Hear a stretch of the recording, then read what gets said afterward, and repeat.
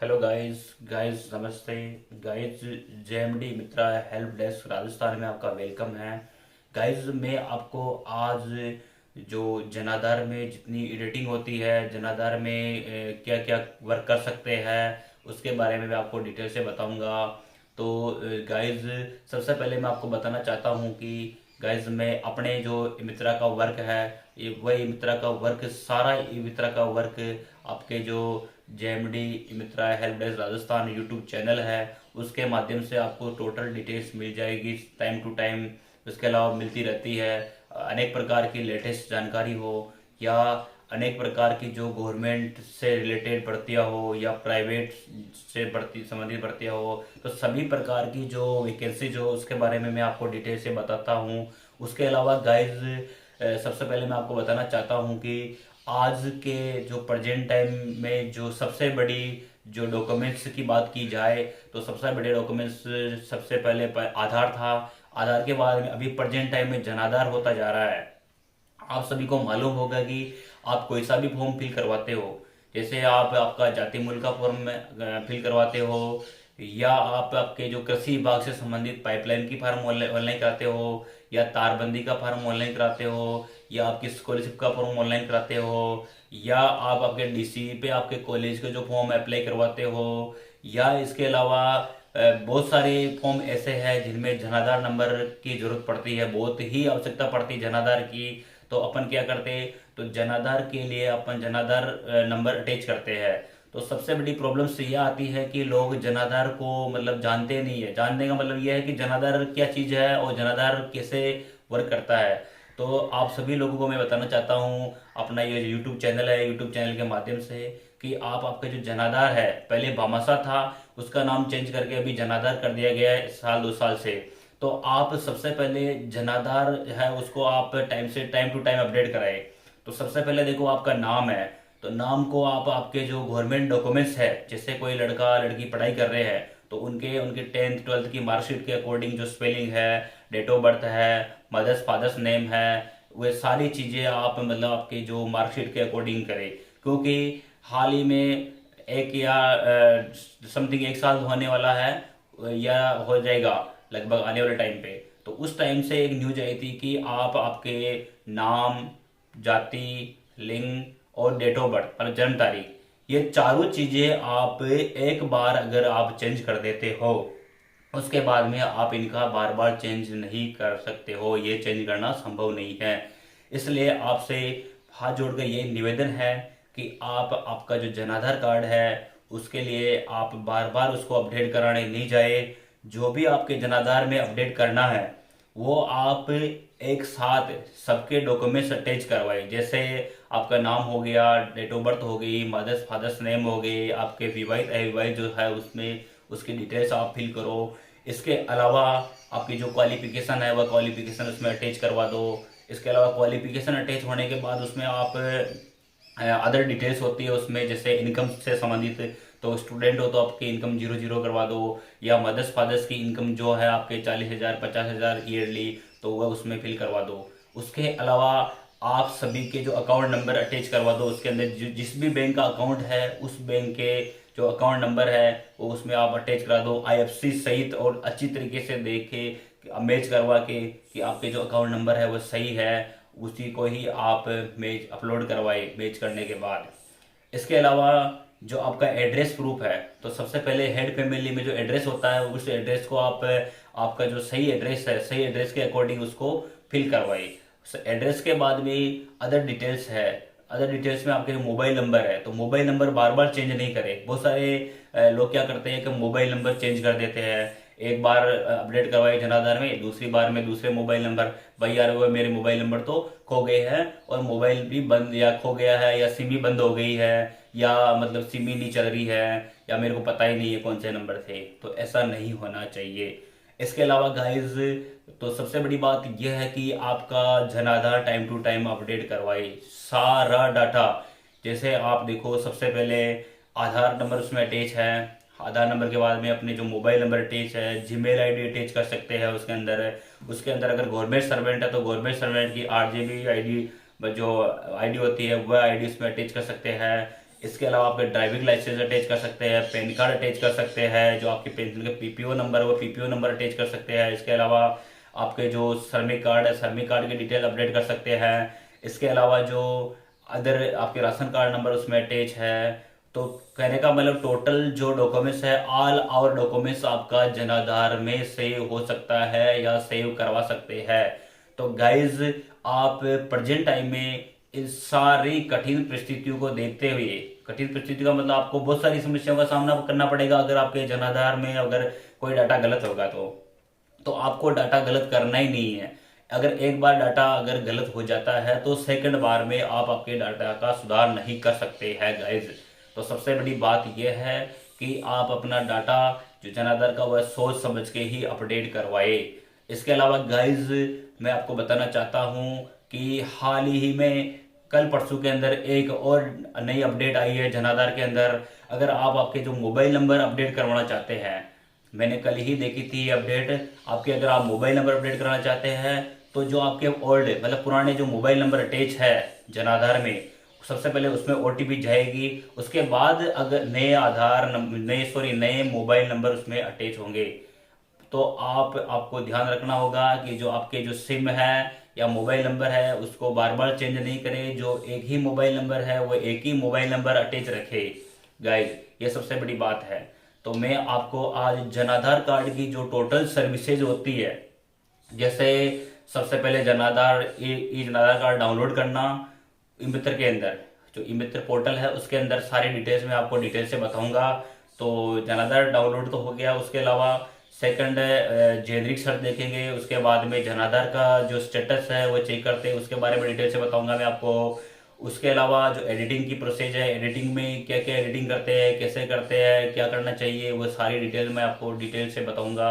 उसके अलावा उसके अलावा जो फैमिली ट्रांसफर करते हैं, अब बहुत सारों की समस्या क्या आती है, बहुत सारे लोग बोलते हैं कि यार मेरी शादी हो गई है, अब मेरे जो जन आधार में नाम है मेरी मिसेज का, तो उसको मैं कैसे जुड़वाऊँ जन आधार के अंदर। तो बहुत सारे लोग क्या करते हैं कि जन आधार कार्ड में जो उनके माता पिता की तरफ से जो नाम होता है लड़की का, उसको क्या डायरेक्ट डिलीट कर देते हैं। अब डिलीट करने के बाद क्या होता है कि जो लड़के वाले होते हैं उनकी तरफ वह नाम ऐड ही नहीं होता है। तो बहुत सारी बार मेरे साथ भी समस्या आई थी, बहुत सारे लोग हैं उन्होंने अपना जो मिसेज का नाम है वो उनके माता पिता के यहाँ से कटवा दिया गया था या रिमूव करा दिया गया था। तो उसको वापस अपने जो ससुराल पक्ष वाले हैं लड़की के माता पिता है उनके जनाधार में दोबारा अटैच करवाना पड़ा।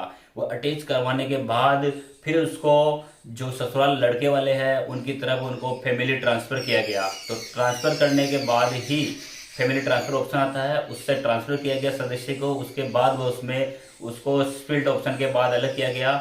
इधर इस फैमिली वाले अगर अलग होना चाहता है तो, अगर अलग नहीं होना चाहते हैं तो उसी आपके जो ससुराल पक्ष है लड़के वाले का मतलब लड़के की तरफ से उसमें आप अटैच करवा सकते हैं। तो ये गलती नहीं करें कि उनका नाम डायरेक्ट डिलीट नहीं करें, डिलीट करने से पहले सोच विचार करें डिलीट करना है या अपने को ट्रांसफर करना है, वो सारी चीजें करनी है। अगर वह अलग फैमिली में जुड़ना चाहते हैं, वो कहते हैं कि यार लड़का वाला बोल देता नहीं मेरे माता पिता के साथ नहीं जुड़ूंगा, मैं मेरा अलग जनाधार बनाना चाहता हूं, तो आप स्प्लिट ऑप्शन के माध्यम पे आप जो लड़की है उसको अलग फैमिली में अटैच करके उसको हेड फैमिली बनाई जाए, और जो लड़का है उस लड़के को उनके माता पिता से ट्रांसफर लड़की का जो स्प्लिट फैमिली में जो जनाधार नंबर आए हैं रिसिप्ट नंबर उसमें ट्रांसफर किया जाए, तो आप उसको इधर अलग फैमिली में जोड़ सकते हैं। इसके अलावा डिलीट मेंबर, अगर किसी की डेथ हो गई है तो या कोई रिश्ता टूट गया है या कोई अन्य कारण है तो उसको आप डिलीट फैमिली में जाके जो डेथ सर्टिफिकेट है या डिवोर्स हो गया या अदर कोई प्रॉब्लम्स है तो उसमें डिलीट फैमिली जाके डिलीट कर सकते हैं।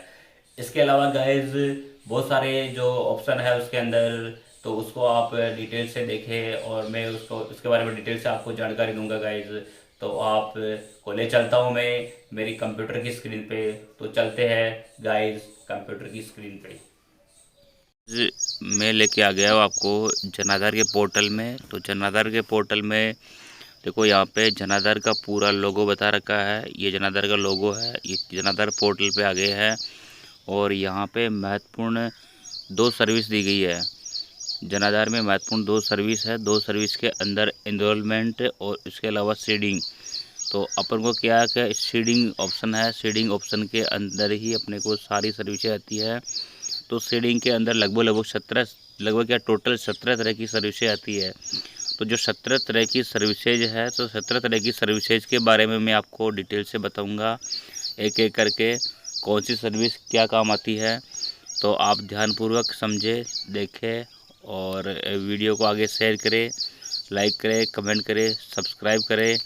तो मैं आपको सबसे पहले फर्स्ट वाली सर्विस इनरोलमेंट पे क्लिक करता हूँ। तो इनरोलमेंट, जैसे मैं इनरोलमेंट पे क्लिक करता हूँ, इनरोलमेंट पे क्लिक करते ही अपने सामने इस प्रकार का इंटरफेस दिखाई देता है।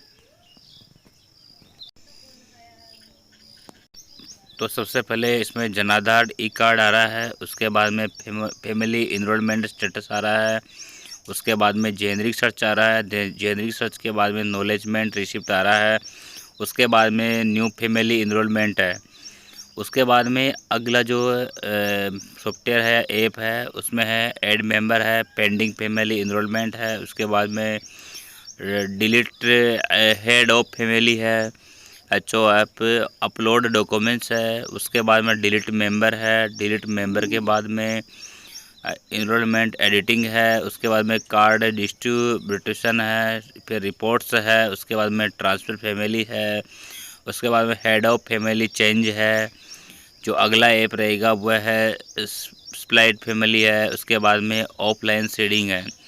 तो ये कुल मिला के 17 तरह की जो सर्विसेज होती है जनाधार के अंदर, ये जो टोटल सर्विसेज है ये 17 तरह की सर्विसेज है। ये सर्विसेज मिला के अपना जो जनाधार पोर्टल है उसका टोटल वर्क करती है। चाहे आपके फैमिली में नाम को ट्रांसफ़र करना हो, चाहे एडिटिंग करना हो, चाहे हेड फैमिली डिलीट करना हो, चाहे रिपोर्ट्स चेक करनी हो, चाहे स्प्लाइट फैमिली में अलग फैमिली बनानी हो, या इसके अलावा अपलोड डॉक्यूमेंट्स करने हो, चाहे कार्ड ई कार्ड प्रिंट करना हो, चाहे ऐड मेंबर करना हो, तो जो सारी सर्विसेज होती है तो इसके अंदर आती है। इसके अलावा ये जनाधार ई कार्ड से संबंधित बता रखा टोटल सर्विसेज आ गई, नॉलेजमेंट रिसिप्ट हो, चाहे न्यू फैमिली इनरोलमेंट हो, तो सारा काम जनाधार के इस पूरे पोर्टल पे होता है। तो मैं आपको स्टेप वाइज जनाधार के जो पोर्टल पे वर्क होता है तो उसके बारे में मैं आपको डिटेल से बताऊंगा।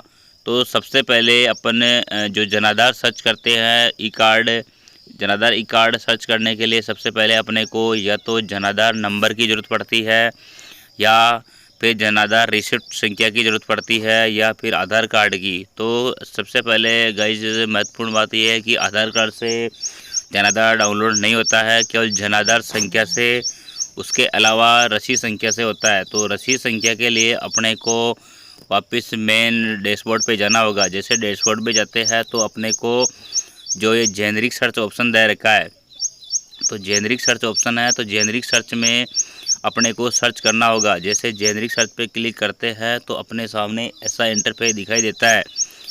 तो सबसे पहले अपन जो जेनरिक सर्च में जो रिसिप्ट नंबर है जनाधार के, वो सर्च करने के लिए अपने को सबसे पहले जो मेंबर है उसका आधार नंबर से भी सर्च करते हैं।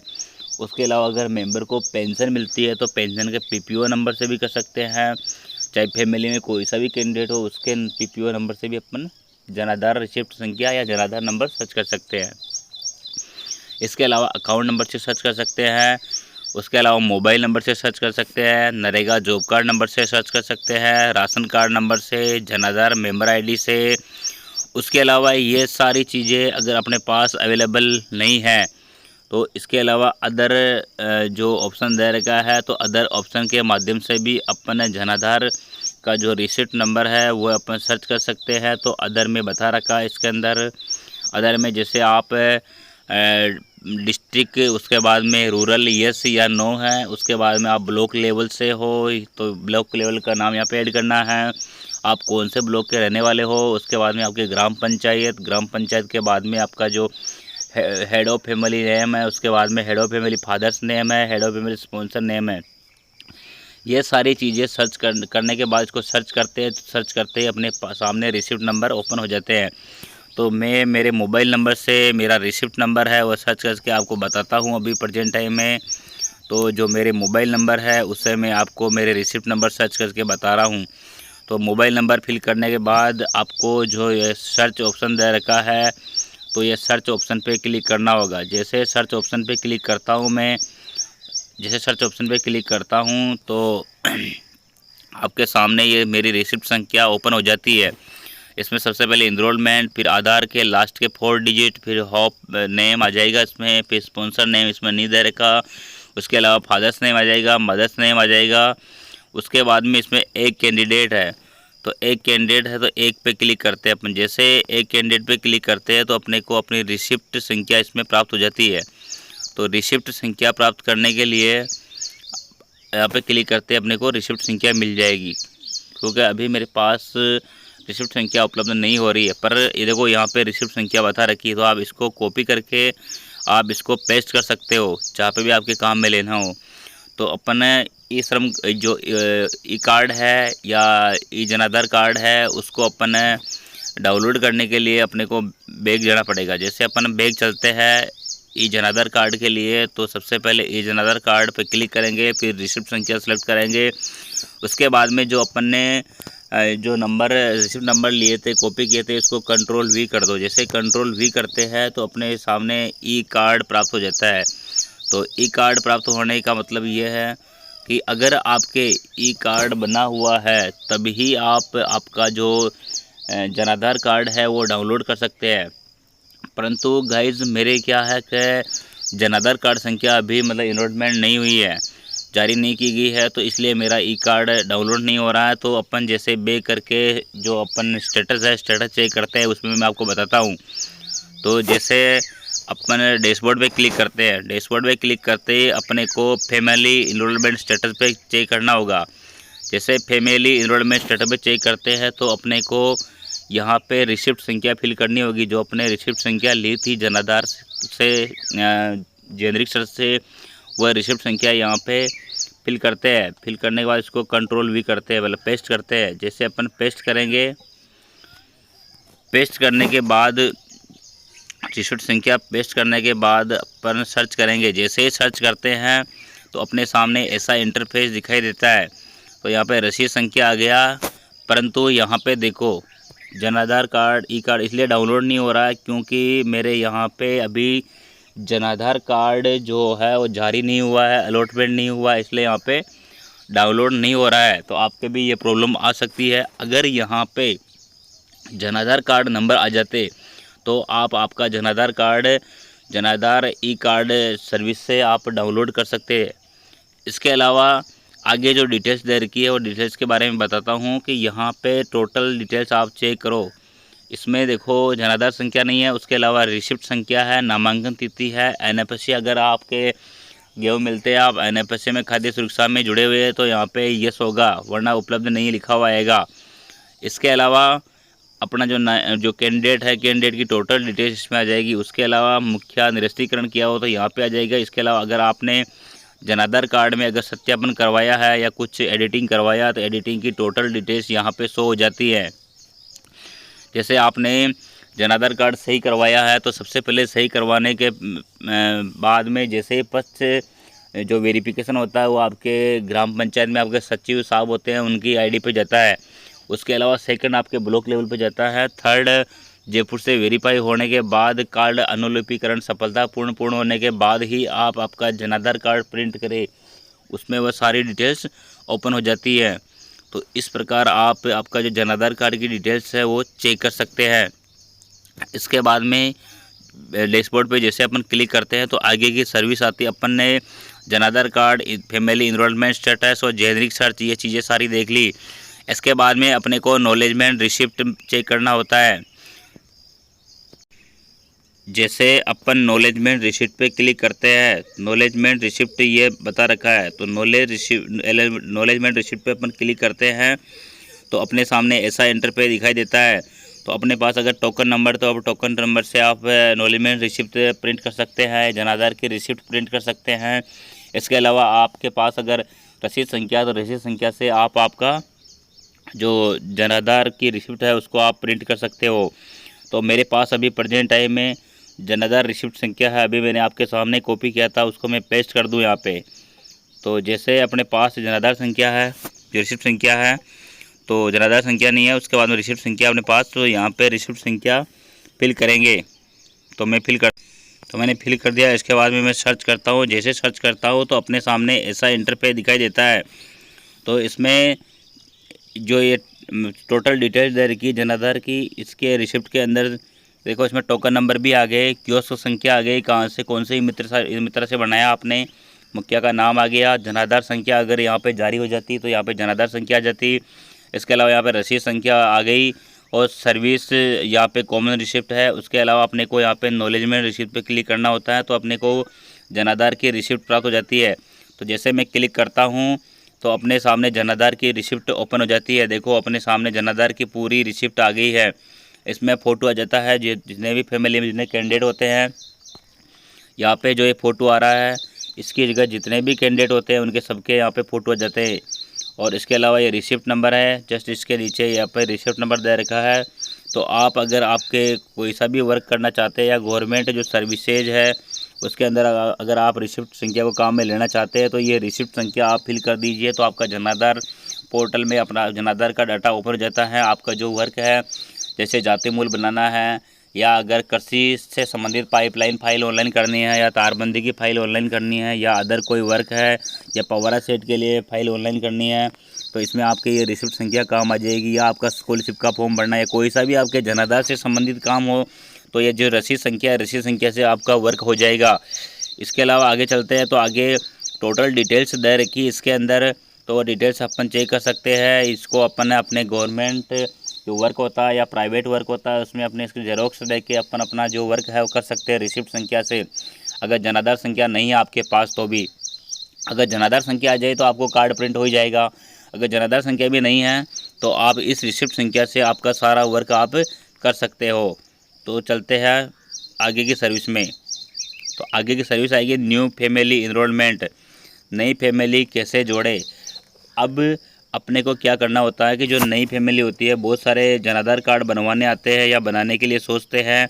तो बनाने के लिए सबसे पहले अगर किसी के पहले भामाशाह बना हो तो उसको जनाधार बनाने की कोई ज़रूरत नहीं, ऑटोमेटिक जनाधार का भामाशाह का डाटा जनाधार में परिवर्तन होकर ऑटोमेटिक आ जाएगा। और आप अगर आपके पास बाई पोस्ट नहीं आया है तो आप मित्रा से भी प्रिंट करवा सकते हैं।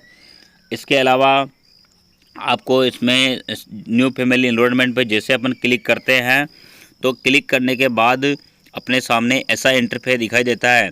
तो जनाधार में जोड़ने के लिए सबसे पहले अपने को जो परिवार में 18 वर्ष से जो बड़ी महिलाएं हैं, यहाँ पे बता रखा है रेड कलर में नोट लगा के, जो नोट यदि आपके परिवार में 18 वर्ष से बड़ी महिलाएं हैं तो इस पेज पर उनमें से उस महिला की सूचना भरें जिसे आप परिवार की मुखिया बनाना चाहते हैं।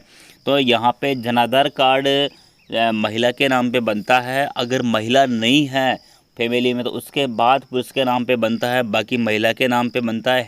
हेड ऑफ फैमिली जो होती है वो महिला होती है, वो भी 18 वर्ष से उच्च आयु की होती है, 18 वर्ष से ज़्यादा आयु होनी चाहिए। इसके अलावा आगे बढ़ते हैं तो आगे डिटेल दे रखी है। आगे जैसे फ़ोटो की साइज़ है तो फ़ोटो की साइज़ आपने को यहाँ पे फ़ोटो अपलोड करने के लिए सबसे पहले अपने को फ़ोटो स्कैन करना होगा। फ़ोटो 50 KB से कम का होना चाहिए। तो अपन चूज फाइल पे क्लिक करके अपलोड करके फ़ोटो अपलोड कर सकते हैं।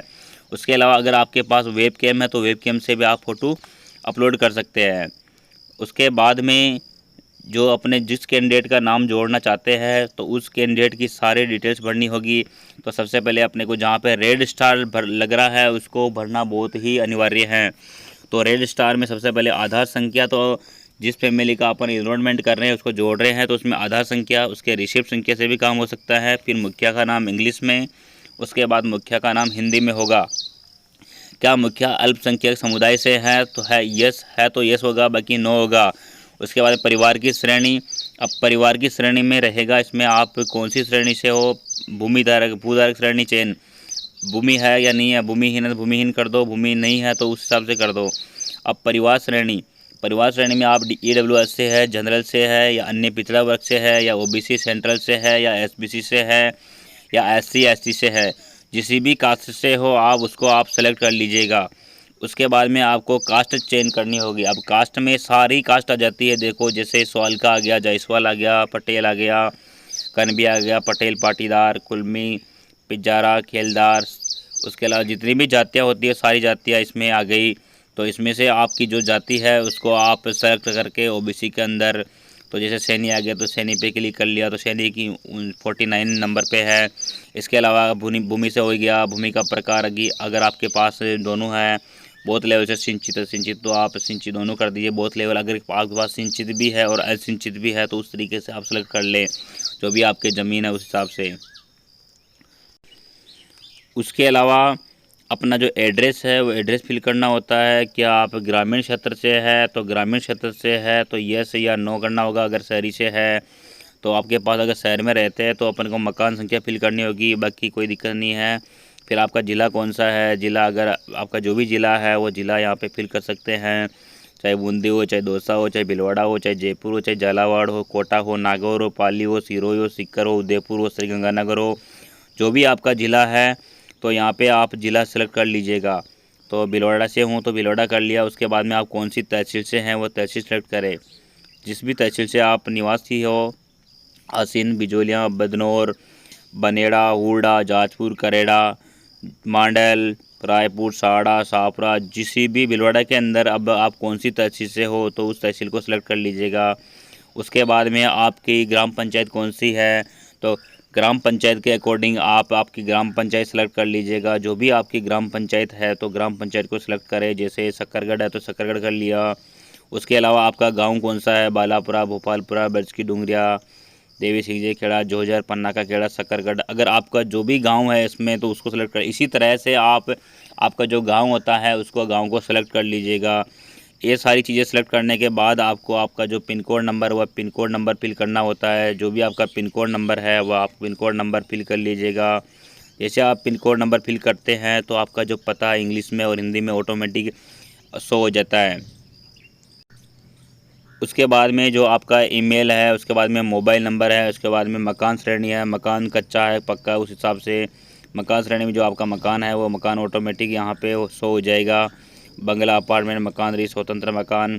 उसके अलावा मकान की स्थिति कच्चा पक्का जो भी है, झोपड़ी, वो सारी चीज़ें इसमें जाएगी। कच्चा तो कच्चा कर दो, आपके अगर पक्का है तो पक्का कर दो। उसके कितने वर्ष से रह रहे हैं, 10 साल, 20 साल, 25 साल, 30 साल, जो भी करना चाहते हो 25 साल, 30 साल कर दो। उसके अलावा आगे ही प्रोसेस करते हैं बैंक अकाउंट नंबर। अब बैंक आपके कौन सी है ब्रांच में आपका बैंक है, मतलब बैंक ऑफ बड़ौदा है, एसबीआई है, एक्सिस बैंक है, एचडीएफसी बैंक है या अदर बैंक है, जो भी बैंक है आपकी, इलाहाबाद बैंक है, आंध्रा बैंक है, उसके अलावा एयू फाइनेंस बैंक है, बीएनपी बैंक है, उसके अलावा बैंक ऑफ अमेरिका है, बैंक ऑफ इंडिया हो गया। तो जो भी आपका बैंक है वो आप से सेलेक्ट कर लीजिएगा। जैसे सेलेक्ट करने के बाद आपको आपका जो बैंक शाखा का जो आईएफएससी नंबर है वह आईएफएससी आपके बैंक पासबुक में अटैच रहता है, तो आपका बैंक आईएफएससी यहाँ पे अटैच कर लिए। उसके बाद में जो आपका पारिवारिक बैंक खाता है उस पारिवारिक बैंक खाता यहाँ पे फिल करिए। ये सारी डिटेल्स मुखिया की भरना अनिवार्य है। अगर आप हेड ऑफ फैमिली है, मुखिया है, महिला मुखिया है या पुरुष मुखिया है तो यहाँ पे बैंक डिटेल्स भरना बहुत अनिवार्य है। इसके अलावा ये सारी चीज़ें कंप्लीट करने के बाद आपको उसके अलावा जो हेड फैमिली का जो एड्रेस होता है केवल हेड फैमिली का ही एड्रेस आता है, बाकी जो अदर कैंडिडेट होते हैं उनके एड्रेस नहीं आता है। तो ये सबसे बड़ी बात है कि जो हेड ऑफ फैमिली मुखिया होता है उसके मुखिया के एक तो एड्रेस मुखिया के आता है, उसके अलावा अकाउंट नंबर मुखिया के लगाना बहुत ज़रूरी है। उसके बाद में अगर आपके पास अकाउंट नंबर नहीं है अदर कैंडिडेट के तो भी आप आपका इनरोलमेंट कर सकते हो। बाकी अकाउंट नंबर तो सबके ज़रूरी है, परंतु सबसे बड़ी बात यह है कि मुखिया के एड्रेस का प्रूफ मुखिया के आता है। जितना भी जो एड्रेस होता है वो आप मुखिया के अकॉर्डिंग ही चलेगा। मुखिया का जो एड्रेस होगा वही आपका सबका एड्रेस माना जाएगा। तो चलते हैं अपन आगे। उसके बाद में बैंक अकाउंट हो गया। उसके बाद पारिवारिक मुखिया से संबंध। अब परिवार से आपके क्या संबंध है, सेल्फ रहेगा, क्योंकि महिला है तो महिला सेल्फ रहेगी। पिता का नाम, महिला का पिता का नाम अंग्रेजी में, पिता का नाम हिंदी में, अगर मुखिया महिला है तो, और अगर पुरुष है तो पुरुष के माता पिता का नाम इंग्लिश हिंदी में आ जाएगा। माता का नाम इंग्लिश में, माता का नाम हिंदी में। उसके अलावा लिंग, उसमें लिंग में महिला है, पुरुष है या विपरीत लिंग है, जो भी है, जो महिला पुरुष जो भी आप यहाँ पे सेलेक्ट करना चाहते हो जो आपके अकॉर्डिंग। उसके अलावा जन्म तिथि यहाँ पे अपने को फिल करनी होगी। वैवाहिक स्थिति, वैवाहिक में आप परित्याग है या तलाकशुदा या विवाहित है या अन्य या संबंध विच्छेद है या अविवाहित है, विधवा विधुर है, जो भी है यहाँ पे आप सेलेक्ट कर लो। इसके अलावा इसके बाद में विवाहित के बाद में अपने को अपने अगर विवाहित है तो यहाँ पे पति का नाम आएगा, अगर महिला विवाहित है तो यहाँ पे पति का नाम आएगा, अगर पुरुष विवाहित है तो यहाँ पे पत्नी का नाम आएगा। तो जिस प्रकार से आप हेड ऑफ फैमिली का सेलेक्ट करते हैं उस तरीके से आपको यहाँ पे फिल करना होगा। तो पति पत्नी का नाम यहाँ पे अंग्रेजी में, उसके बाद हिंदी में फिल करना होगा। उसके बाद में जो मुखिया है, मुखिया की क्लास यहाँ पे फिल करनी होगी। मुखिया कौन सी क्लास में पढ़ा हुआ है, माध्यमिक, उच्च माध्यमिक, प्राथमिक, उच्च प्राथमिक, स्नातक, साक्षर, अन्य, स्नातकोत्तर या निरक्षर, जो भी है। जो अगर साक्षर है तो यहाँ पे साक्षर कर दो, स्नातक करके स्नातक कर दो। उसके अलावा व्यवसाय, व्यवसाय में आप सरकारी कर्मचारी है, केंद्रीय कर्मचारी है या कृषक है या माननीय न्यायाधीश है या माननीय विधायक है या गृहिणी है या श्रमिक, अन्य, निजी क्षेत्रकर्मी, स्वनियोजित या राज्य कर्मचारी या बेरोजगार, असंगठित, जो भी इस कैटेगरी में आते हो, जैसे श्रमिक में आते हो श्रमिक कर दो, या अदर जैसे आप खेतीबाड़ी करते हो तो खेतीबाड़ी में कृषि में आ जाएगा, कृषक आ जाएगा। इसके अलावा आपको आपकी जो वास्तविक आय है वह आय फिल यहाँ पे करनी होगी। उसके अलावा निवासी श्रेणी, निवासी श्रेणी में आपको निवासी श्रेणी के आधार पे जैसे आप प्रवासी, अप्रवासी भारतीय या निवासी हो, जो भी है, जो निवासी है तो निवासी कर दो। उसके अलावा यहाँ पे विशेष योग्यजन हो तो विशेष योग्यजन कृपया चिन्हित करने हेतु आधार संख्या दर्ज करें। विशेष योग्यता दर्ज करने के बाद आपको मतदाता संख्या, पासपोर्ट संख्या, पैन कार्ड संख्या, ड्राइविंग लाइसेंस, रोजगार पंजीयन क्रमांक और राष्ट्रीय जनगणना संख्या यहाँ पे आपको फिल करनी होगी। जो अगला जो ऑप्शन आता है उसमें आपको परिवार पहचान दस्तावेज यहाँ पे करना होगा। तो राशन कार्ड का आर्थिक समूह बताना होगा, यहाँ पे राशन कार्ड नंबर फिल करने होंगे। उसके बाद में विद्युत खाता संख्या, जो आपके 26 नंबर होते हैं आपके लाइट के बिल के, वह अगर आपके नल कलेक्शन है तो आपके जल आपूर्ति संख्या यहाँ पे फिल कर सकते हैं, बाकी कोई ज़रूरी नहीं है। इसके अलावा आपके पास अगर बीपीएल स्टेट बीपीएल संख्या है तो वह यहाँ पे फिल करनी होगी। आपके पास गैस एजेंसी है तो गैस एजेंसी आपके पास कौन से गैस एजेंसी आपके पास कौन सी कंपनी से है, भारत गैस, एचपी, इंडेन, लागू नहीं है, अन्य। अगर आपके पास भारत गैस एजेंसी है तो भारत गैस एजेंसी संख्या यहाँ पे फिल करनी होगी। जो आपके वह जो गैस एजेंसी की डायरी होती है उसमें डायरी में गैस एजेंसी के जो नंबर होते हैं आपके कनेक्शन के वो लिखे हुए होते हैं। अगर आपके पास गैस कनेक्शन नहीं है तो यहाँ पे लागू नहीं पे क्लिक कर दीजिए, तो आपको कुछ भी फिल करना नहीं होगा। उसके अलावा अगर आपके पास बीपीएल स्टेट बीपीएल संख्या है तो यहाँ पे फिल करना होगा। महात्मा गांधी नरेगा कार्ड संख्या फिल करना होगा। अगर आपके पास 17 अंकीय राष्ट्रीय स्वास्थ्य बीमा योजना नामांकन संख्या तो यहाँ पे फिल करनी होगी। अगर आपके पास खाद्य सुरक्षा योजना की जो खाद्य सुरक्षा संख्या तो यहाँ पे फिल करनी होगी। अगर आपके पास मजदूर कार्ड श्रमिक कार्ड संख्या 20 वाले हो तो आपको यहाँ पे फिल करना होगा। जैसे आप श्रमिक कार्ड संख्या यहाँ पे फिल करते हो तो आपके सामने श्रमिक कार्ड समाप्ति की दिनांक यहाँ पे ऑटोमेटिक शो हो जाएगी। इसके बाद में महत्वपूर्ण बिंदु यह आया लास्ट में कि आपके जो परिवार में जितने भी कैंडिडेट है मुखिया सहित उनकी संख्या यहाँ पे फिल करनी होगी। उसके बाद आपको अगली प्रोसेस करनी होगी। तो जितने भी संख्या है 2, 5, 4 जो भी है जो यहाँ पे आप फिल कर सकते हो, जितने भी आप कैंडिडेट हो। अगर पति पत्नी 2 बच्चे हैं तो यहाँ पे 4 कर दो, अगर 3 बच्चे हैं पति पत्नी तो यहाँ पे 5 कर दो, महिला मुखिया महिला सहित। उसके अलावा अपने सदस्य जोड़े पे क्लिक करते हैं। जैसे सदस्य जोड़े पे क्लिक करते हैं तो उसके बाद में अपने को आगे पूछा जाता है कि अगर आपका फैमिली कंप्लीट हो गया है तो यस करें, नहीं तो बाकी नहीं करें। तो नहीं करने के बाद अपने को अपना न्यू कैंडिडेट यहाँ पे ऐड कर सकते हैं। न्यू कैंडिडेट में वापस वो सारी प्रोसेस सेम वही आती है। फोटो 50 के 20 से कम का होगा, आधार संख्या, आधार रसीद संख्या, मुखिया का नाम अंग्रेजी में, हिंदी में। उसके अलावा अल्पसंख्यक समुदाय से है या इसमें टोटल डाटा वही आएगा, केवल एड्रेस प्रूफ को छोड़ के टोटल डाटा अपने को फिल करना होगा। जितना भी डाटा होता है जन आधार के अंदर टोटल डाटा अपने को अन्य कैंडिडेट के फिल करना होता है। केवल एड्रेस नहीं आता वहाँ पे, एड्रेस के अलावा टोटल डाटा अपने को वहाँ पे फिल करना होता है। जो परिवार के मुखिया से संबंध है, पिता का नाम, माता का नाम हिंदी इंग्लिश में, पति पत्नी का नाम, विवाहित है तो अगर आप क्या वर्क करते हो वर्क के हिसाब से आपकी जो सैलरी है वार्षिक आय है वो फिल करनी होगी। अगर विकलांग है तो विकलांगता के बारे में बताना होगा। अगर आपने जो आप ड्राइविंग लाइसेंस, राशन कार्ड संख्या है, वो सारी चीज़ें आपको यहाँ फिल करने के बाद आपको सेव करना होगा। तो ये हो गया न्यू फैमिली इनरोलमेंट। तो चलते अपन अगली सर्विस पे। तो जैसे अगली सर्विस पे चलते हैं तो अगली सर्विस आएगी अपने ऐड मेंबर।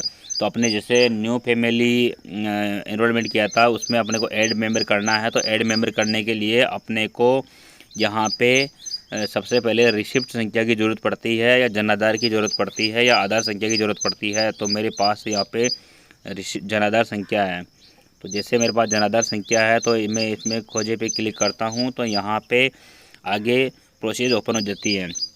तो देखो आपके इस जनाधार संख्या है और इस नाम, ये जो नाम दे रखा है इस नाम पे आपको जो फैमिली है इसी फैमिली में आपको जोड़ा जाएगा।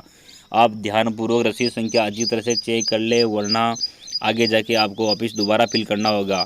तो सबसे पहले रिसीट संख्या नाम चेक कर ले, उसके बाद में जो सेम प्रोसेस होती है सेम मैंने बताया था पहले न्यू फैमिली इनरोलमेंट पे वही सेम प्रोसेस रहेगी। जो ऐड मेंबर है उसमें तो जैसे न्यू फैमिली इनरोलमेंट सिस्टम वैसे सेम इसी में रहेगा, बाकी इसमें एड्रेस नहीं आएगा और उसके अलावा टोटल डिटेल्स आएगी इसके अंदर।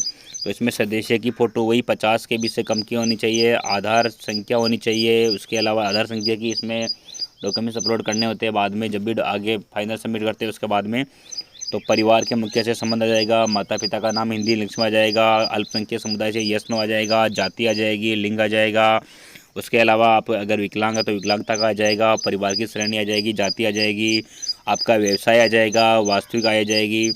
जो भी टोटल डिटेल्स अपन ने जो न्यू फैमिली इनरोलमेंट में की थी वह सारी करनी होगी।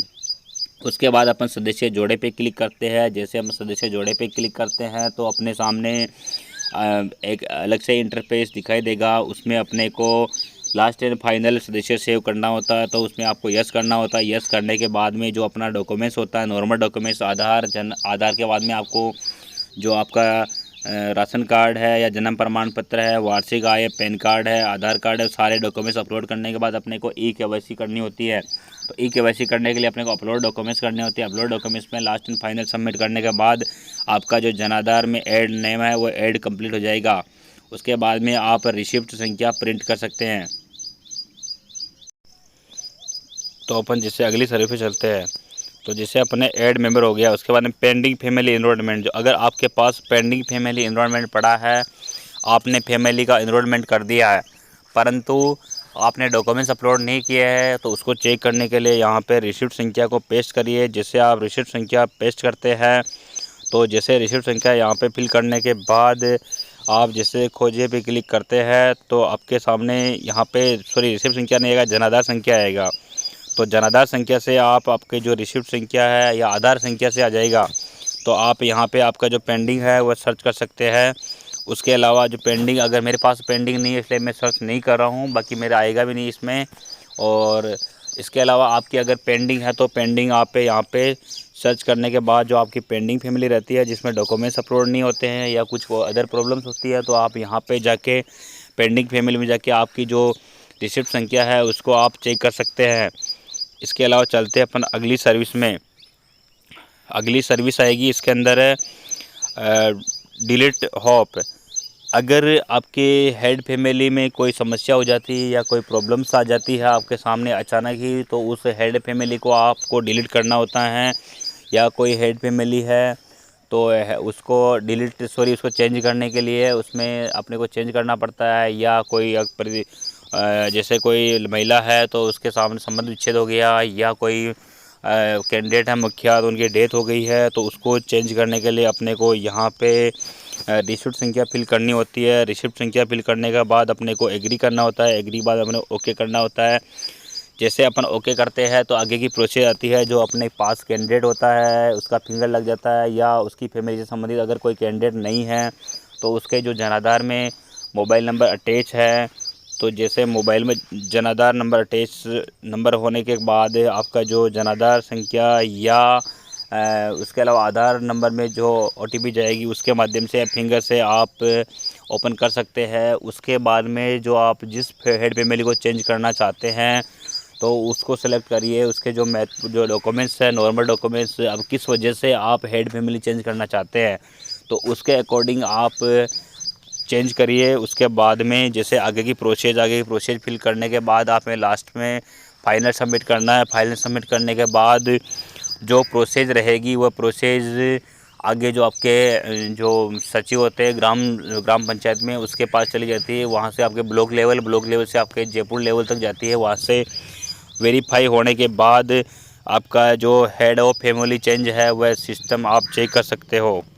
ये प्रोसेस है आपकी हेड फैमिली चेंज की। तो आप अच्छी तरीके से आपका हेड फैमिली चेंज कर सकते हैं। चलते हैं अगली सर्विस की ओर। अगली सर्विस में आएगा अपलोड डॉक्यूमेंट्स। अपलोड डॉक्यूमेंट्स में जो आपने नामांकन किया था, अगर उस नामांकन में आपके कोई गलतीवश डॉक्यूमेंट्स अपलोड नहीं हुए हैं तो उसमें आपको डॉक्यूमेंट्स अपलोड करने के लिए आपको आधार संख्या फिल करनी होती है। तो देखो, नोट: नामांकन प्रक्रिया के लिए दस्तावेज अपलोड करना अनिवार्य है, अन्यथा नामांकन प्रक्रिया अपूर्ण मानी जाएगी। अगर आपने किसी का जनाधार कार्ड बनाया है या बनवा चुके हैं, उसका अगर जनाधार कार्ड नंबर नहीं आए हैं तो आप यहाँ पे आधार संख्या फिल करने के बाद सर्च पे क्लिक करते हैं। जैसे आप सर्च पे क्लिक करते हैं तो सर्च पे क्लिक करने के बाद आपको जो जितने भी कैंडिडेट हैं उनके डॉक्यूमेंट्स आपको यस पे क्लिक करने के बाद अपलोड करना होगा। तो सारे कैंडिडेट के आधार, जनाधार, बैंक पासबुक, राशन कार्ड या अदर डॉक्यूमेंट्स अपलोड करने के बाद जो आपकी प्रक्रिया होती है फैमिली से संबंधित जो डॉक्यूमेंट्स अपलोड की, वह प्रक्रिया आप कंप्लीट करने के बाद आगे की प्रोसेस कर सकते हैं। उसके बाद में आपका जो जनाधार कार्ड नंबर है वो जारी हो जाएगा। तो ये सर्विस होती है अपने डॉक्यूमेंट्स अपलोड करने के लिए। तो चलते हैं अगली सर्विस की ओर। तो अगली सर्विस में अपने को गो बैक पे क्लिक करना होगा। जैसे गो बैक पे क्लिक करते हैं तो अपने सामने अगली सर्विस आती है। अगली सर्विस दिखाई दे रही है अपने को। अगली सर्विस रहेगी अपनी डिलीट मेंबर। अब डिलीट मेंबर में क्या होता है कि किसी कारणवश, अब देखो यहाँ पे डिलीट मेंबर की पूरी डिटेल आपको बताई गई है। मैं आपको यहाँ से सारा डाटा समझा देता हूँ। नोट: सदस्य निरस्त करने के बाद निरस्त किया हुआ सदस्य किसी अन्य परिवार में जोड़ा नहीं जाएगा। अगर आप निरस्त किए हुए सदस्य को किसी अन्य परिवार में जोड़ना चाहते हैं तो फैमिली ट्रांसफ़र मेन्यू ऑप्शन का प्रयोग करें। नोट: यदि आप सदस्यों को हटाकर जन आधार में नया परिवार बनाना चाहते हो, कृपया स्प्लिट फैमिली अथवा ट्रांसफ़र फैमिली विकल्प का प्रयोग करें। डिलीट मेंबर विकल्प का उपयोग सिर्फ सदस्य की मृत्यु अथवा राजस्थान से बाहर शादी के कारण सदस्यों को जनाधार में जोड़ने के बाद करें।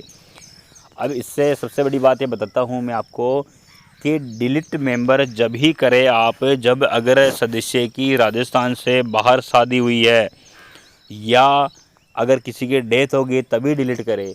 बाकी सभी मित्र वाले जो मेरे भाई लोग हैं उनको सभी को बताना चाहता हूं कि आप किसी भी फैमिली का जो सदस्य होता है उसको डिलीट नहीं करें।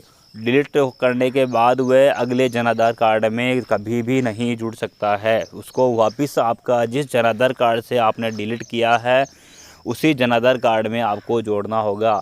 इसी समस्या से बचने के लिए अगर आप अलग फैमिली बनाना चाहते हैं तो फैमिली ट्रांसफ़र ऑप्शन या फिर स्प्लिट फैमिली ऑप्शन आता है, उसमें आप सबसे पहले स्प्लिट फैमिली में आपको एडिटिंग करना होगा। अगर एडिटिंग नहीं होती है उसके पहले अगर आप मुखिया बनने के योग्य अगर सदस्य है तो उसको आप सेलेक्ट करिए, उसके मेन डॉक्यूमेंट्स अपलोड करिए और उसको अलग फैमिली स्प्लिट फैमिली में कर दीजिए। उसके बाद आगे की प्रोसेस कंप्लीट करने के बाद आप आपकी जो प्रोसेस है अलग फैमिली की वह कर सकते हैं।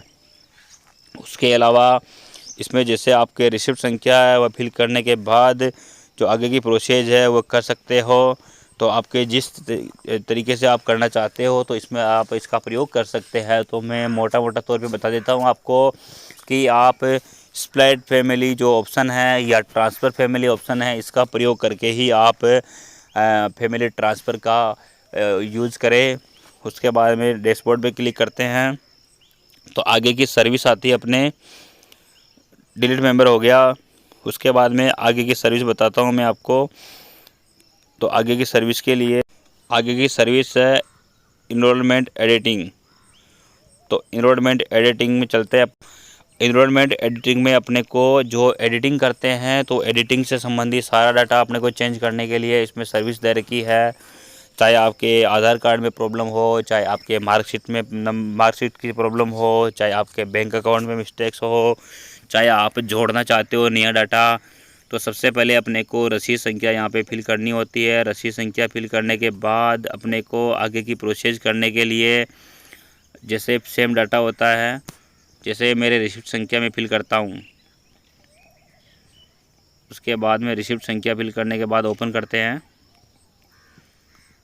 तो ओपन करने के लिए अपने को रिसिप्ट संख्या फिल करनी होगी। जैसे मैं रिसिप्ट संख्या फिल कर रहा हूँ, उसके बाद में आगे की प्रोसेस करते हैं। तो रिसिप्ट संख्या फिल कर दी मैंने, आगे की प्रोसेस करते हैं। तो अपने सामने ऐसा इंटरफेस आता है, इसमें ओके करते हैं। ओके करने के बाद जो अपने जो कैंडिडेट है, मौजूद कैंडिडेट अपने सामने, या कैंडिडेट नहीं है, या आपके जो जनाधार में मोबाइल नंबर अटैच है या आधार में मोबाइल नंबर अटैच है, उससे अपना OTP करके कर सकते हैं, फिंगर के माध्यम से कर सकते हैं। तो आप जैसे OTP करते हैं जनाधार में अटैच नंबर पे, तो आप मोबाइल नंबर पे यहाँ पे eKYC जनाधार पे क्लिक करते हैं। अगर आपको जनाधार में नंबर अटैच है, उनमें OTP करनी होती है, तो आपको eKYC जनाधार पे क्लिक करना होता है। अगर आपके पास अगर जनाधार में मोबाइल नंबर अटैच है और वो बंद है, तो उसके में आपको eKYC आधार पर क्लिक करना होता है। तो इसमें क्या होता है गाइज, अपने फिंगर लग जाता है, या फिर अपन आधार में जो मोबाइल नंबर अटैच में OTP कर सकते हैं।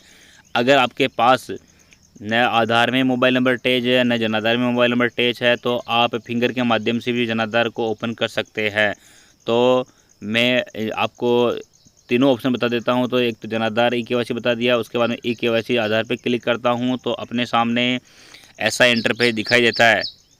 इसमें अपने को फिंगरप्रिंट या आईसिस या OTP के माध्यम से अपना जो जनाधार उसको ओपन कर सकते हैं। तो मैं OTP के माध्यम से ओपन करता हूं। तो जैसे मैं OTP करता हूं, तो मैं OTP के माध्यम से जनाधार पोर्टल को ओपन कर रहा हूं एडिटिंग के लिए। तो अपने सामने ऐसा इंटरफेस दिखाई देता है।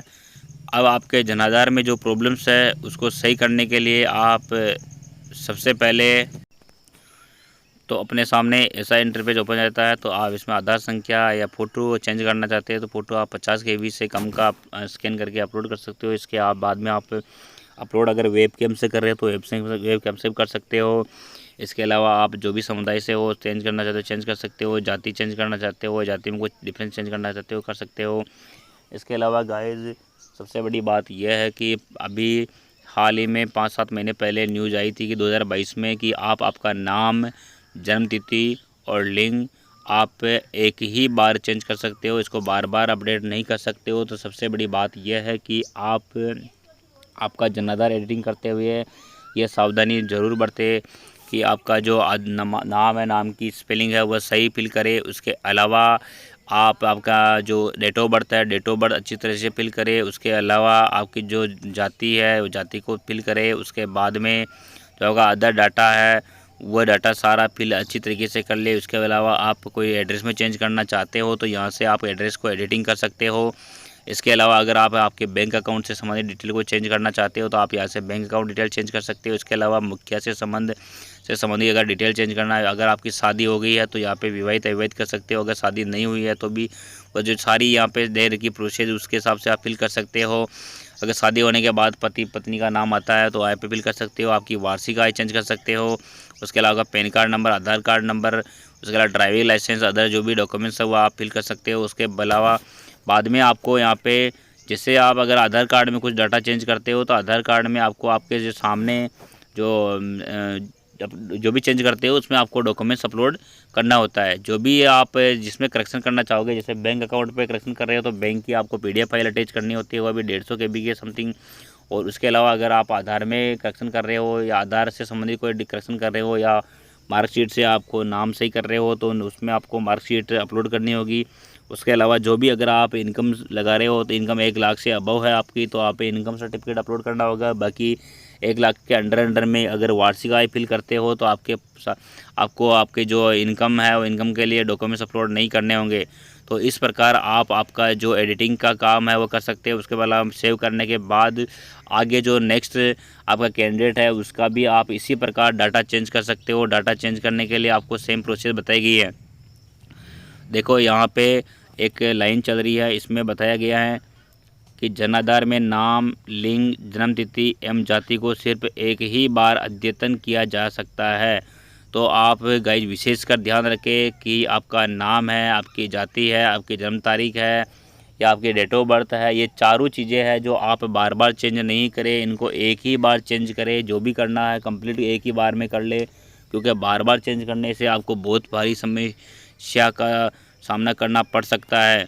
तो इस प्रकार आपका जो जनाधार एडिटिंग है वह जनाधार एडिटिंग आप सफलतापूर्ण पूर्ण कर सकते हैं। उसके अलावा जैसे आप फाइनल सेव करते हैं तो आपके संबंधित अधिकारी होता है ग्राम पंचायत में, तो उनके सामने ये डाटा चला जाता है। तो ये डाटा जाने के बाद आपको आगे की जो प्रोसेस है वो प्रोसेस बता दी जाती है। आगे से डिटेल्स चेक करने के बाद स्टेटस में बताया जाता है कि आपका जन आधार कार्ड कहाँ तक पहुँचा, किस लेवल तक पहुँचा, अप्रूव हुआ नहीं हुआ, कैंसिल हुआ तो किस कारण से हुआ, वह सारी डिटेल्स आपको यहाँ पे मिल जाएगी।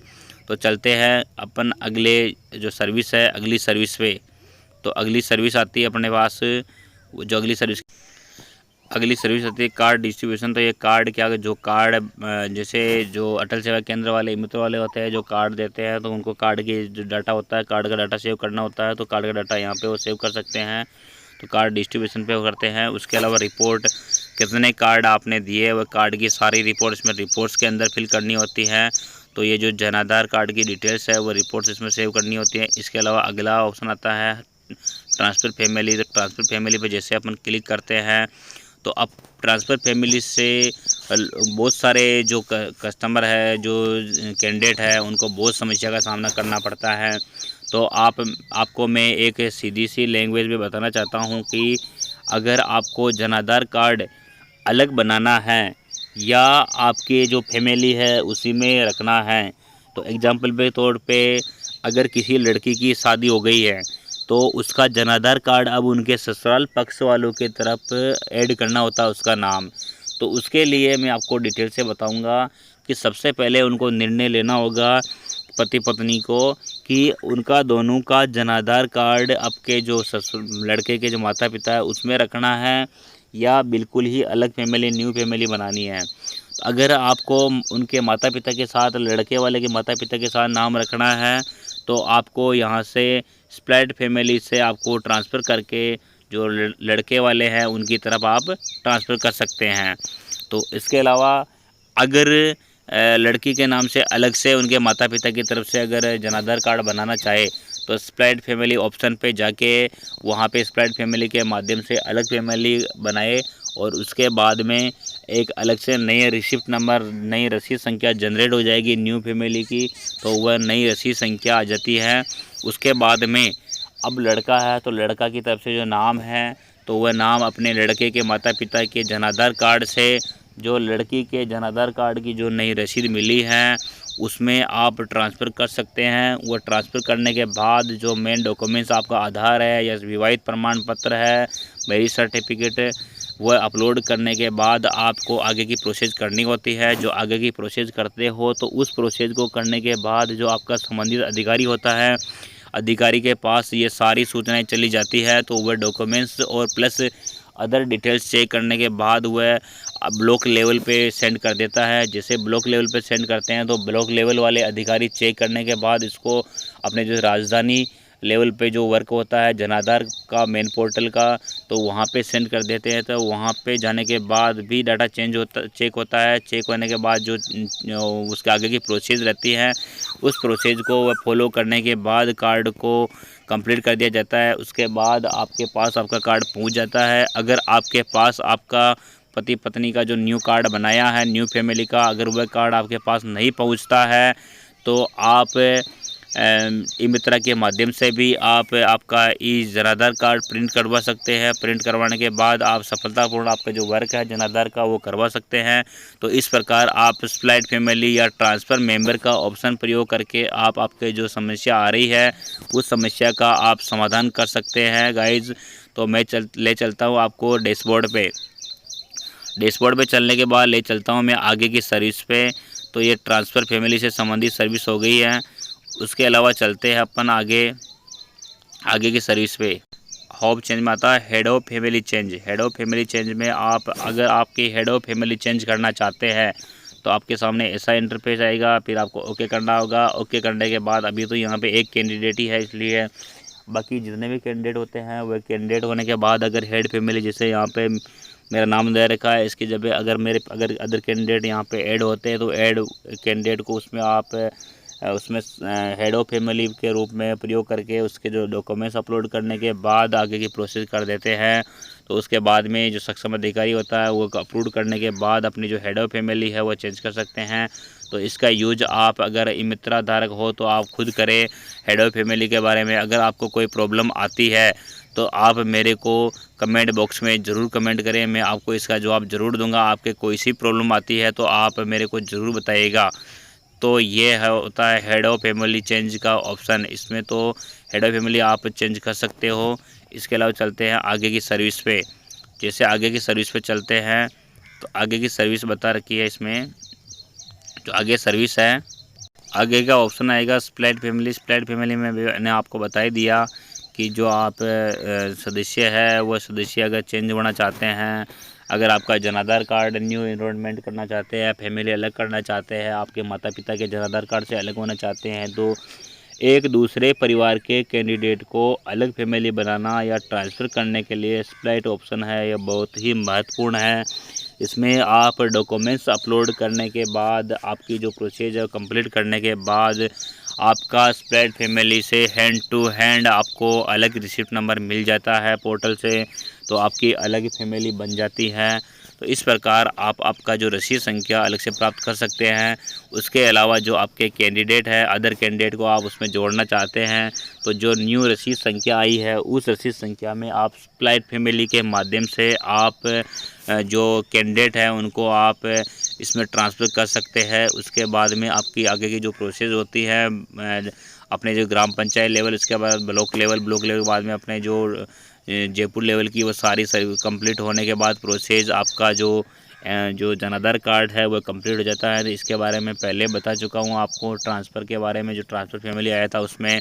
तो ये स्प्लिट फैमिली बहुत ही महत्वपूर्ण ऑप्शन है। इसके माध्यम से आप आपका जो जनाधार कार्ड डाटा है उसको आप कंप्लीट करवा सकते हैं। उसके अलावा आपको इसमें बहुत सारी प्रॉब्लम्स आती है, उस प्रॉब्लम्स को ध्यान में रखते हुए मैंने आपको सारी चीज़ें बता दी है। अगर तभी भी आपके समझ में नहीं आया है तो आप मेरे से कमेंट बॉक्स में कमेंट करके पूछ सकते हैं कि आपके फैमिली ट्रांसफ़र करना हो, एडिटिंग करना हो, स्प्लिट ऑप्शन करना हो, या कुछ अदर करना हो, या कुछ भी समस्या हो आपके पास में जनाधार पोर्टल से संबंधित या पूरे ई मित्रा वर्क से संबंधित।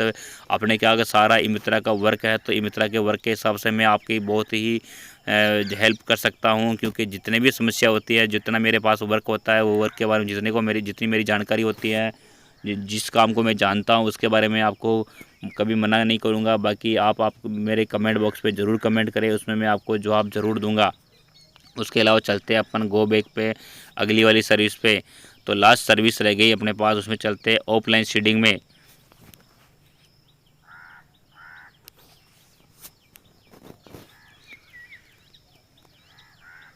तो गाइज़ ऑफलाइन सीडिंग भी बहुत महत्वपूर्ण पोर्टल है। इसको आप बहुत महत्वपूर्ण पोर्टल समझे, क्योंकि इस पोर्टल के माध्यम से आप आपका जाति, मूल, राशन कार्ड या अदर डॉक्यूमेंट्स है उसको आप राशन कार्ड या अदर कोई डॉक्यूमेंट्स हो तो उसको आप जनाधार कार्ड से अटैच कर सकते हैं। आप कौन कौन से कार्ड को अटैच कर सकते हैं उसके बारे में मैं आपको बताता हूँ। तो अगर आपके पास बीपीएल कार्ड है तो उसको आप ऑफलाइन सीडिंग करना होगा। अगर स्टेट बीपीएल है तो उसको भी इसमें करना होगा। एचआईवी है तो उसको करना होगा। अगर आपके पास जाति प्रमाण पत्र है तो उसको आप जनाधार कार्ड ऑफलाइन सीडिंग करना होगा। उसके अलावा आपके पास बोनाफाइड सर्टिफिकेट है तो उसको भी आप में इसमें अपलोड करना होगा। उसके बाद में अगर जाति है तो जाति पे क्लिक किया, अब आपके जनाधार रिसिप्ट संख्या आपके पास, तो रिसिप्ट संख्या से भी आप ओपन कर सकते हैं। अगर आपके पास जन आधार नंबर है तो जनाधार नंबर से भी आप इसको ओपन कर सकते हैं। तो मैं रिसिप्ट संख्या से ओपन कर रहा हूँ, सर्च पे क्लिक करता हूँ तो मेरे सामने ऐसा इंटरफेस दिखाई देता है। इसमें जो कैंडिडेट होता है, अब जहाँ पे एक कैंडिडेट आया था तो इस कैंडिडेट में आपके जिस भी कैंडिडेट के अगर राशन कार्ड जोड़ना है या कास्ट सर्टिफिकेट जोड़ना है या बोनाफाइड सर्टिफिकेट जोड़ना है तो उसमें आप क्लिक करके अपना जो सदस्य है उसको सिलेक्ट कर सकते हो। उसके बाद में आपके जनाधार की डिटेल यहाँ पे ओपन हो जाएगी। आप किसके नाम से डॉक्यूमेंट्स अपलोड कर रहे हो, उसके फादर्स नेम क्या है, उसके बाद में आप जाति, मूल, राशन कार्ड या BPL card, state BPL card जो भी अटैच कर रहे हो उसका टोकन नंबर यहाँ फिल करने होंगे। टोकन नंबर फिल करने के बाद अपना नेम आ जाएगा, ऑटोमेटिक सारा डाटा यहाँ पे ओपन हो जाता है। तो उसके बाद नेम, सर्टिफिकेट नंबर आ जाता है, कास्ट आ जाती है। अब जाति प्रमाण पत्र के बारे में कर रहा हूँ तो यहाँ पे का इशू डेट, अब जाति प्रमाण पत्र कब बना आपका उसके बारे में आ जाता है। उसके बाद में एक्सपायरी डेट आ जाती है। उसके बाद इश्यूइंग अथॉरिटी आ जाती है। उसके बाद कास्ट से संबंधित डॉक्यूमेंट्स अपलोड यहाँ पे नहीं करना होता है, क्योंकि ऑनलाइन हो रहा है यहाँ पे डाटाबेस। तो सबसे बड़ी बात यह है यहाँ पे कि गाइस मैं बताना चाहता हूँ आपको कि जो इश्यू डेट व एक्सपायर डेट दे रखी है, तो इश्यू डेट में क्या होता है कि यहाँ पे 2017 के पहले जो जाति मूल बने थे, उन जाति मूल में टोकन नंबर नहीं है। तो सभी जो मेरे वीडियो को देख रहे हैं, जो मित्र भाई लोग हैं या जो कैंडिडेट हैं, उन सभी को मैं कहना चाहता हूं कि इश्यू डेट का विशेषकर ध्यान रखें। 2017 के पहले वाले में कुछ भी टोकन नंबर नहीं है, तो आप जल्दी से, अगर आपके पास नए जाति मूल नहीं बना रखे आपने, तो आप जल्दी से आपके नए जाति मूल बनवा लेवे, क्योंकि नए जाति मूल के अंदर ही टोकन नंबर आते हैं। अगर आपके पास ऑफलाइन सीडिंग, अगर आपके पास जाति मूल और अदर डॉक्यूमेंट्स ऑफलाइन सीडिंग नहीं करोगे, तो आपके पास बहुत भारी समस्या आ सकती है, क्योंकि आपका जो ऑनलाइन वर्क नहीं कर सकते हो। जैसे आपको आपकी जो स्कॉलरशिप का फॉर्म भरना हो, तो उसमें जाति मूल बहुत ही ज़रूरी है, वहाँ पे कंपलसरी कर दिया गया है। अगर आपके पास जाति मूल, अगर आपके जन आधार कार्ड में अटैच नहीं है ऑफलाइन सीडिंग में, तो आपका जो डाटा है स्कॉलरशिप का वो वर्क नहीं करेगा और यहाँ पे आपको अपलोड करना पड़ेगा। तो आपको बता देता हूँ कि आपके जाति मूल या अदर डॉक्यूमेंट्स है, उसको आप यहाँ पे ऐड कर सकते हैं। ऐड करने के लिए ऐड ऑप्शन पे क्लिक करते हैं। उसके बाद में आपका जो कैंडिडेट है उसके आधार नंबर में जो OTP है, या फिर जनाधार में OTP जाती है, उसमें OTP करके या फिंगर के माध्यम से, या कोई भी अदर कैंडिडेट होता है आपकी फैमिली का, जैसे आपके बड़े भाई का आपको जाति मूल इसमें अपडेट करना है ऑफलाइन शेडिंग में, तो आप भी आपके बड़े भैया का जो जाति मूल उसको अपडेट करवा सकते हैं। उसके लिए आपको जो OTP आएगी, या आपके फिंगर से भी भैया के नाम से आप आपके जाति मूल, भैया के जाति मूल इसमें अपलोड करा सकते हैं। यह नहीं है कि परिवार का कोई भी सदस्य नहीं करवा सकता है। अगर कोई जन आधार का, सबसे बड़ी बात है कि जन आधार का पूरा पोर्टल है, इसमें वर्क है, सारा वर्क जो फैमिली में कैंडिडेट है उसके अंगूठे से आप ओपन करवा के सारी डिटेल्स, एडिटिंग है या अदर कार्ड प्रिंटिंग है या अदर कोई सर्विसेज, सारी सर्विसेज का काम एक ही जो व्यक्ति है वह करवा सकता है। फैमिली की जो कैंडिडेट है वह कैंडिडेट कंप्लीट करवा सकता है। तो आप आपका जो ऑफलाइन सीडिंग वर्क है उसको वर्क को आप करवा सकते हैं। इसके अलावा जितनी भी सर्विसेज होती है जन आधार कार्ड की, वह सारी सर्विसेज मैं आपको बता चुका हूं। अगर किसी भी भाई लोग को कोई प्रॉब्लम है तो प्रॉब्लम के बारे में मेरे को आप कमेंट बॉक्स में बता सकते हो। तो मैंने आपको जन आधार कार्ड के बारे में बता दिया है, इनरोलमेंट के बारे में, उसके अलावा फैमिली इनरोलमेंट के बारे में डिटेल से बता दिया है।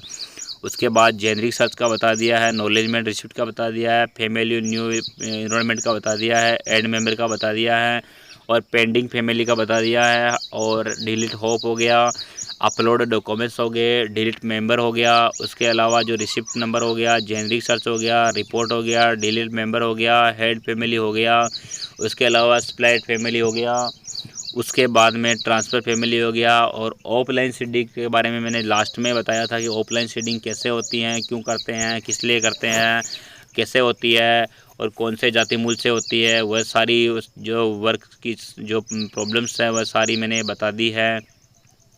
इसके अलावा अपन गो बैक करते हैं।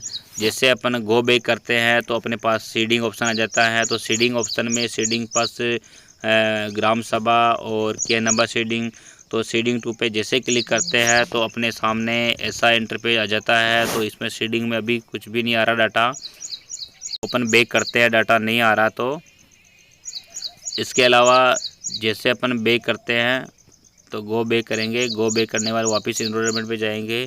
तो अगर ये सारी सर्विसेज आपको दे रखी है तो इसमें आपको अगर कोई प्रॉब्लम्स आती है तो आप मेरे को ज़रूर बताएं।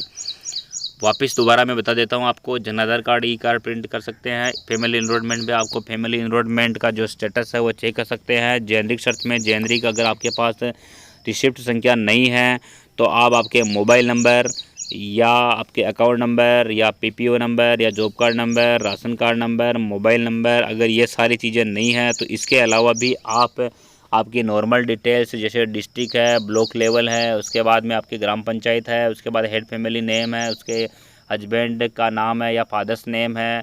उसके बाद में आप जैसे सर्च करते हो तो आपके सामने आपके जेनरिक सर्च आ जाएगा, और जेनरिक रिसिप्ट नॉलेजमेंट रिसिप्ट में आप आपकी जो रिसिप्ट है उसको आप प्रिंट कर सकते हो। न्यू फैमिली इनरोलमेंट में आपको न्यू फैमिली जोड़ने के लिए इसका उपयोग कर सकते हो। इसमें मैंने आपको बता ही दिया कि न्यू फैमिली इनरोलमेंट क्या होती है, कैसे होती है, कैसे करते हैं, क्या क्या डॉक्यूमेंट्स लगते हैं, क्या क्या गलतियां नहीं करनी है, फ़ोटो कितने KB का होना चाहिए, वह सारी चीज़ें मैं आपको ऑलरेडी बता चुका हूँ।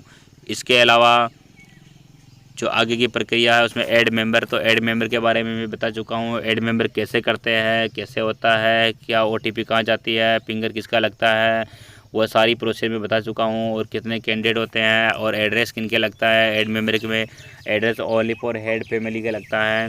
इसके अलावा पेंडिंग फैमिली है, तो पेंडिंग फैमिली में बता दिया कि डॉक्यूमेंट्स अगर आपके अपलोड नहीं होते हैं या पहले आपने ओल्ड इनरोलमेंट करा रखा है उसमें आपके जन आधार कार्ड नहीं आया है, तो आप उसमें डॉक्यूमेंट्स अपलोड करके आपकी जो पेंडिंग फैमिली इनरोलमेंट है उसको कंप्लीट कर सकते हैं सबमिट करके।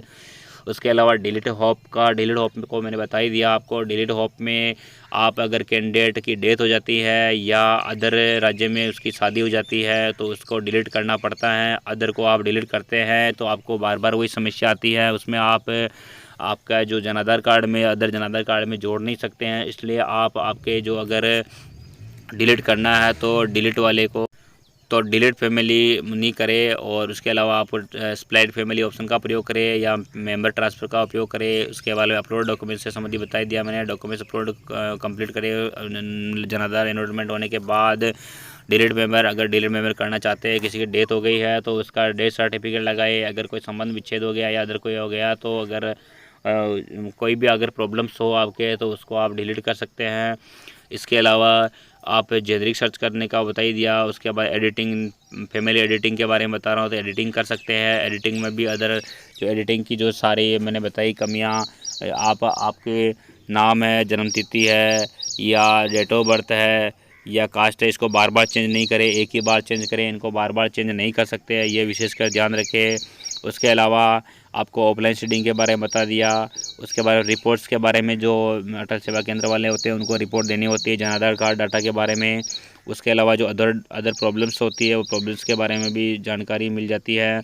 उसके अलावा जितनी भी सर्विसेज है सारी सर्विसेज को मैं आप डिटेल से बता दिया गया है। अगर इसके बाद भी आपके कोई प्रॉब्लम्स आती हैं तो आप मेरे को कमेंट बॉक्स में ज़रूर कमेंट करें। और ये थी सारी सर्विसेज। तो गाइज जो मैंने ये डिटेल दी है आपको जनाधार के बारे में टोटल डिटेल बताई है, तो आप इस डिटेल्स को आप जल्दी से जल्दी अपडेट करें। जिनके भी जो प्रॉब्लम्स है उस प्रॉब्लम्स का सॉल्यूशन आप आपके नज़दीकी ई मित्रा में जाके उसका सॉल्यूशन कराएं। और आपका जो जनाधार कार्ड है उसके अंदर जो आपका लड़का है, लड़की है या माता पिता है या सेल्फ है, तो उनके जो डॉक्यूमेंट्स है उनके डॉक्यूमेंट्स के अकॉर्डिंग ही अपने जनाधार को अपडेट कराए। बार बार उसको अपडेट नहीं होगा, एक बार जो अपडेट करवाना है वो आप एक बार अपडेट करवा सकते हैं।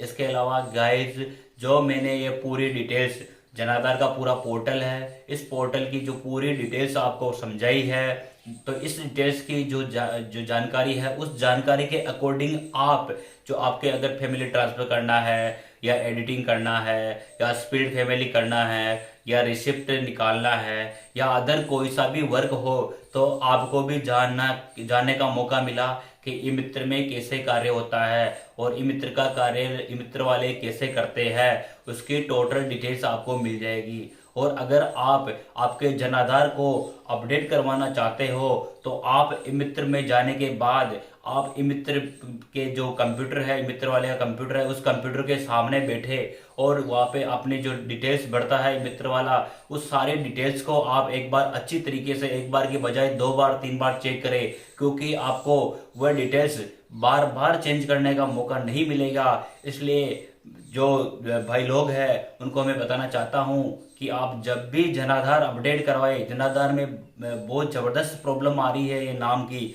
बहुत सारे लोग परेशान होके आते हैं कि यार मेरे इस नाम में ये प्रॉब्लम है या डेट ऑफ बर्थ चेंज ही नहीं हो रही है, नाम चेंज ही नहीं हो रहा है, तो मैं क्या करूँ। तो इसके बारे में आप बहुत अच्छी तरीके से सोच समझ के आपके जो जन आधार कार्ड है उसको आप अपडेट करवाए। और अपडेट करवाने के लिए जो मैंने ये वीडियो बनाया है, इस वीडियो को आप ज़्यादा से ज़्यादा देखें, समझे, और इसके जो आइकन दे रखे हैं पोर्टल के अंदर उस आइकन को समझे कि यह आइकन किस वर्क में वर्क करता है, या किस तरीके से वर्क करता है, या डिलीट किस तरीके से होता है, उसकी भी आपको सामान्य जानकारी होनी चाहिए। क्योंकि आजकल आपको पता है डिजिटल युग है, डिजिटल युग के, डिजिटल इंडिया या डिजिटल युग के हिसाब से आपको जो जानकारी है वो जानकारी मिलती रहती है।